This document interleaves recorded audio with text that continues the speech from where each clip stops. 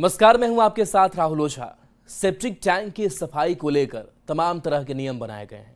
उसका रखरखाव कैसे किया जाए और सफाई कैसे करवानी है, इसको लेकर भी नियम है। लेकिन बावजूद इसके न सिर्फ सेप्टिक टैंक की सफाई के नियमों की अनदेखी की जा रही है, बल्कि इस लापरवाही की वजह से लोगों की जान भी जा रही है। कड़े नियम और सख्त सजा के प्रावधान के बावजूद अनदेखी हो रही है। बिहार के मुंगेर में एक बार फिर ऐसे ही लापरवाही देखने को मिली है, जहां सेप्टिक टैंक की सफाई करने उतरे एक मजदूर की मौत हो गई। सवाल यह है कि आखिर इन मौतों का जिम्मेदार कौन है और क्यों ये रुकने का नाम नहीं ले रहा है। इस रिपोर्ट के जरिए समझिए कि आखिर कैसे देश भर में सेप्टिक टैंक लोगों की मौत का कारण बनता जा रहा है। शौचालय की टंकी या मौत का सौदागर, सेप्टिक टैंक में मौत, हादसा या लापरवाही, नियमों की अनदेखी, जिम्मेदार कौन?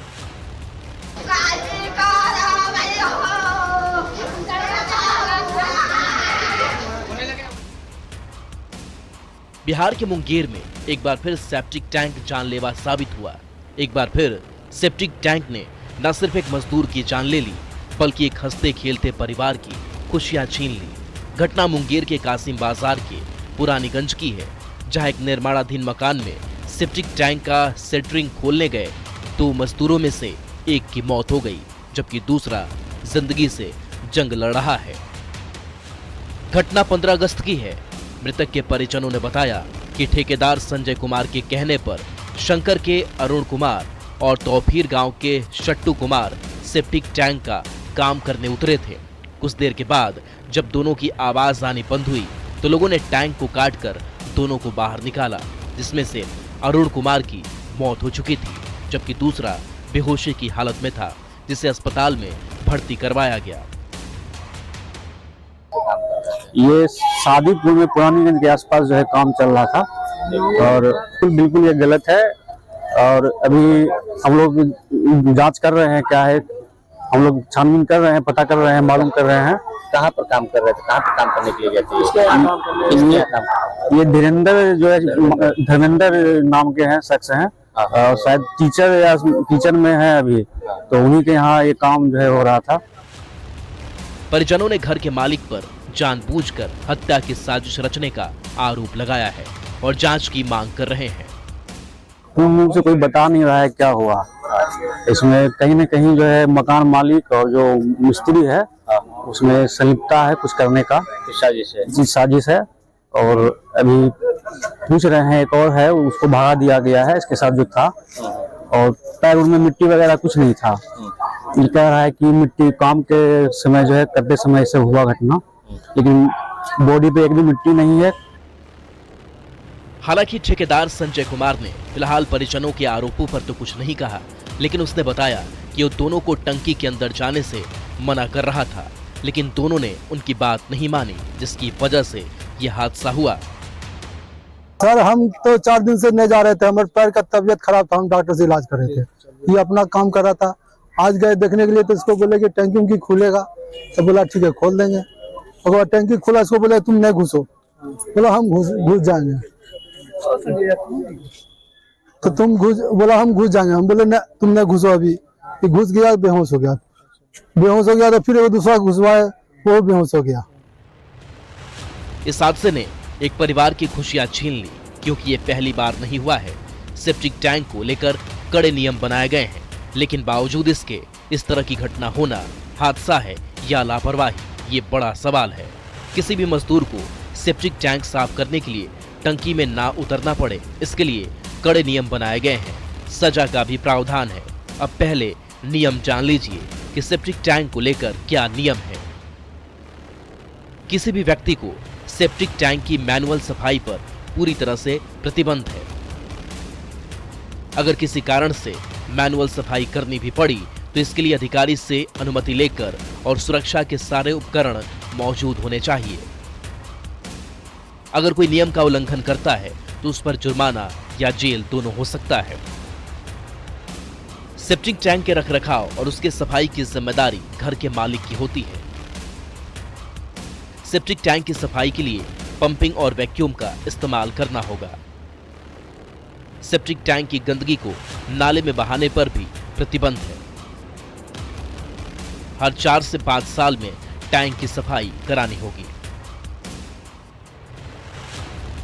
सेप्टिक टैंक की सफाई को लेकर नियम बनाए तो गए हैं, सजा का भी प्रावधान है, लेकिन बावजूद इसके ना तो मैनुअली सेप्टिक टैंक की सफाई रुक रही है, ना ही उससे होने वाले हादसों पर लगाम लग पा रहा है। ऐसे में सवाल यह है कि लोग नियम का पालन क्यों नहीं कर रहे हैं? सेप्टिक टैंक की मैनुअली सफाई पर रोक क्यों नहीं लग पा रही है? सेप्टिक टैंक की सफाई के लिए पंपिंग और वैक्यूम का इस्तेमाल क्यों नहीं हो रहा है? खतरा जानते हुए भी मजदूर सेप्टिक टैंक में क्यों उतरने के लिए तैयार हो जाते हैं? और सबसे बड़ा सवाल, अगर सेप्टिक टैंक की सफाई के दौरान मौत होती है तो उसका जिम्मेदार कौन है? सेप्टिक टैंक की सफाई से मौत का सिलसिला भी थमने का नाम नहीं ले रहा है। हर साल टंकी की सफाई के दौरान मौत की खबरें आती हैं और ये सिर्फ बिहार में नहीं बल्कि देश भर में स्थिति कमोबेश एक जैसी ही है। खासकर ग्रामीण इलाके में ऐसे हादसे ज्यादा होने की खबरें आती हैं। एक आंकड़े के मुताबिक 2018 में सेप्टिक टैंक की सफाई के दौरान 76 लोगों की मौत हुई थी। साल 2019 में 133 लोगों की मौत हुई। साल 2020 में 35 लोगों की मौत हुई। साल 2021 में 66 लोगों की सफाई करने के दौरान मौत हो गई। साल 2022 में 84 मजदूरों की मौत हुई। 2023 में देश भर में सेप्टिक टैंक की सफाई के दौरान 49 लोगों की मौत हो गई। 2024 में करीब 41 लोगों की मौत हो गई। सेप्टिक टैंक की सफाई के समय सबसे ज्यादा मौत राजस्थान में हुई है। बिहार में भी हर साल सेप्टिक टैंक में सफाई के दौरान मौत की खबरें सामने आती रहती है, लेकिन सवाल अब भी वही है कि आखिर इन मौतों का जिम्मेदार कौन है? और इतने कड़े नियम और सख्त सजा का प्रावधान होने के बावजूद आखिर मैनुअली सफाई रुकती क्यों नहीं है? न्यूज़ 18 के लिए मुंगेर से अरुण शर्मा की रिपोर्ट।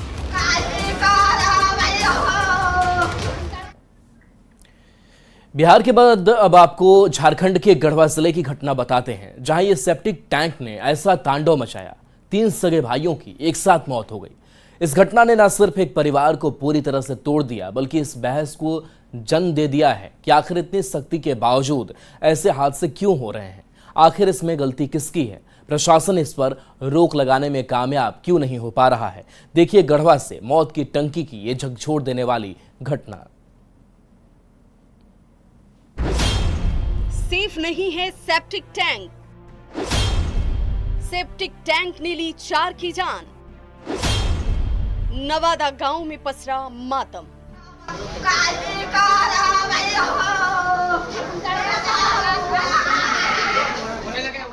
शुक्रवार की सुबह गढ़वा के नवादा गांव के लिए मनहूस साबित हुई, जब सेप्टिक टैंक की सेंटरिंग खोलने के दौरान दर्दनाक हादसा हो गया। इस हादसे में एक मजदूर के साथ 3 सगे भाइयों की मौत हो गई। दरअसल सेप्टिक टैंक की सेंटरिंग खोली जा रही थी। इस दौरान सबसे पहले मजदूर मल्टू राम टैंक में उतरा। जब काफी देर तक वो बाहर नहीं आया तो 3 भाई राजू चौधरी, अजय चौधरी और चंद्रशेखर चौधरी एक-एक कर अंदर गए और अंदर ही फंस गए। पास खड़े लोगों को जब उनके नहीं लौटने पर आशंका हुई तो शोर मचाया गया, जिसके बाद कड़ी मशक्कत के बाद सभी को बाहर निकाला गया। आनन फानन में गढ़वा सदर अस्पताल लाया गया, लेकिन जान नहीं बचाई जा सकी। अब आपको बताते हैं कि आखिर सेप्टिक टैंक सेफ क्यों नहीं है। सेप्टिक टैंक बंद रहती है, ऐसे में उसमें हानिकारक और जहरीली गैस जमा हो जाती है। मीथेन और हाइड्रोजन सल्फास गैस टैंक में रहती है, जिसके प्रभाव में आने से व्यक्ति की जान भी चली जाती है। दरअसल मीथेन गैस सांस लेने पर सीधे दिमाग पर अटैक करती है। इसके असर से इंसान बेहोश हो जाता है और उसकी मौत भी हो सकती है। सेप्टिक टैंक में गंदा पानी होता है, जिससे मीथेन गैस और विषैले हो जाते हैं। इसके संपर्क में आने से घुटन, सिरदर्द, चक्कर आते हैं, साथ ही फेफड़े पर भी असर पड़ता है। 3 लोग जो है सगे भाई हैं, वो अपना सेफ्टी टैंक जो है वो निर्माण का काम कर रहे थे।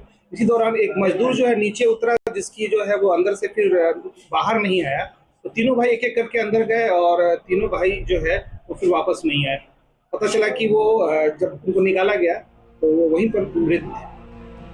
सेप्टिक टैंक के जहरीले गैस की चपेट में आने से कई जिंदगियां असमय ही काल की गाल में समा जाती हैं। सीवर और सेप्टिक टैंक की सफाई मैनुअल तरीके से करने पर रोक लगाई गई है, लेकिन नियम की अनदेखी लगातार जारी है और ये अनदेखी जान पर भारी पड़ जाती है। जरूरत है जागरूकता अभियान की, ताकि फिर गढ़वा के नवादा की घटना न दोहराई जा सके। न्यूज़ 18 के लिए गढ़वा से नीलकमल के साथ ब्यूरो रिपोर्ट।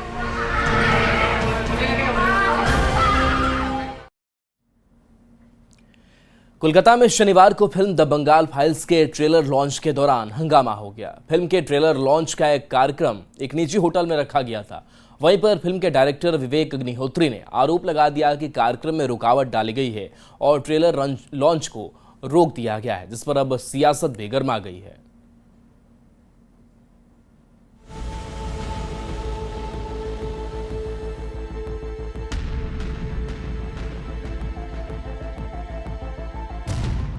भारत पाक बंटवारे पर एनसीईआरटी ने जारी किया नया module.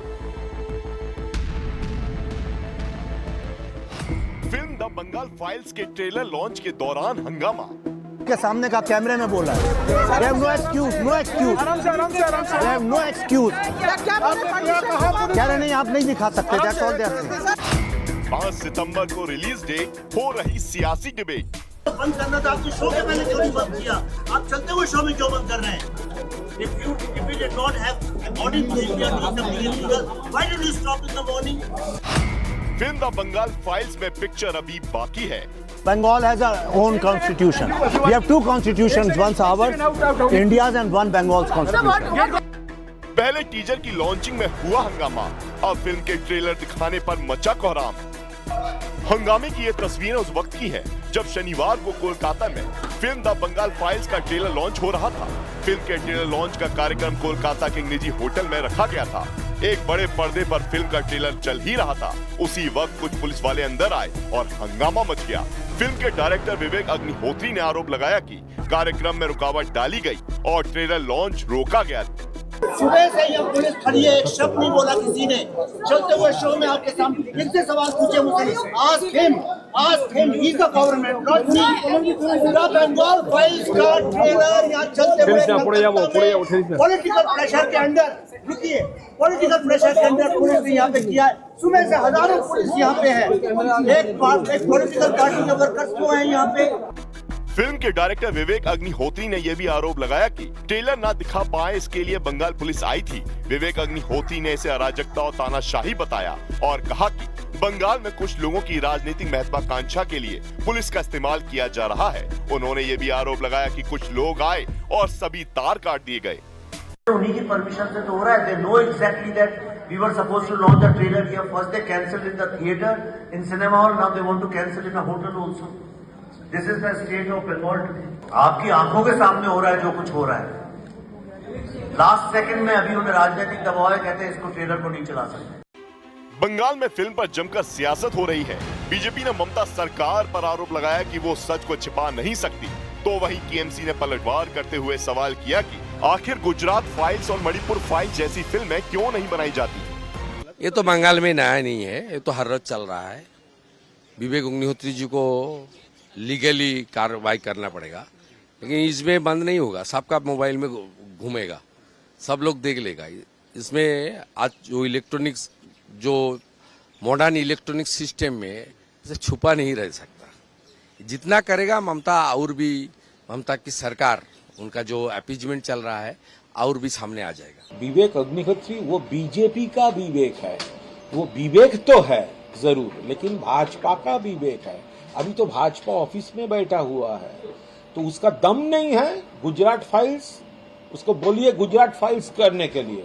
Manipur files, chief minister का रेसिडेंस में बंकर बन गया है, तो Manipur files, UP files, Unnao, Hathras, Prayagraj, MP files, Vyapam scam, तो वो पूरा बीजेपी नैरेटिव के लिए कभी कश्मीर, कभी केरल, कभी बंगाल, टारगेट करके मैलाइन करने का असाइनमेंट उसका ऊपर है। वो कोई फिल्म ही नहीं है, वो एक वीडियो है असाइंड बाय भाजपा। उधर फिल्म में एक्टर और बीजेपी नेता मिथुन चक्रवर्ती भी फिल्म के ट्रेलर लॉन्च के दौरान हुए हंगामे को लेकर ममता सरकार पर हमलावर हैं। मैं तो सोच ही नहीं सकता कि इतने बड़े होटल में ये काम हो सकता है। I am very surprised.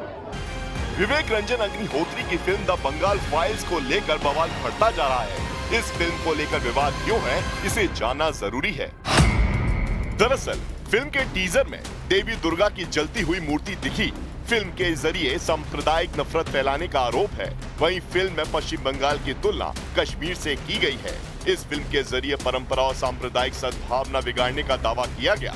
यही नहीं, टीएमसी ने फिल्म रिलीज पर शांति भंग होने का भी दावा किया है और इन्हीं आरोपों के चलते द बंगाल फाइल्स को लेकर हंगामा मचा है।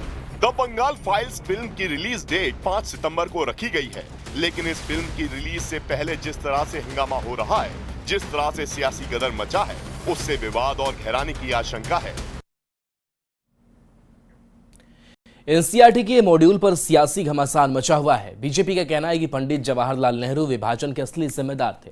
साथ ही ये भी कहा कि जिन्ना और राहुल गांधी की सोच एक जैसी है, ये दोनों एक दूसरे का पर्याय बन चुके हैं। वहीं कांग्रेस ने भी बीजेपी पर पलटवार किया। कांग्रेस ने आरोप लगाया कि आरएसएस को इतिहास का गुनहगार भी बता दिया।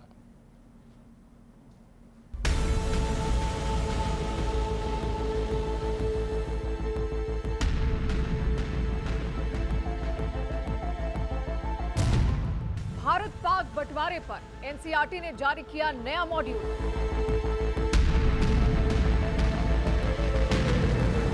एनसीईआरटी ने बंटवारे के लिए जिन्ना, कांग्रेस और माउंटबेटन को बताया दोषी।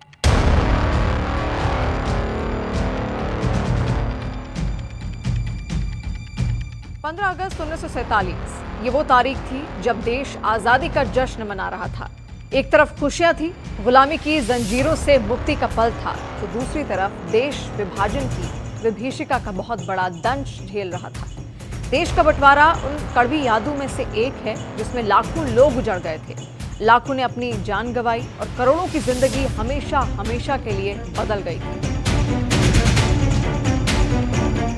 इसी बंटवारे के दर्द को याद करने और आने वाली पीढ़ियों को समझाने के लिए एनसीईआरटी ने नया मॉड्यूल जारी किया, जिसमें देश के विभाजन के पीछे जिम्मेदार लोगों को बताया गया। और चलिए न्यूज़ 18 बिहार झारखंड पर खबरें आपके लिए लगातार जारी हैं।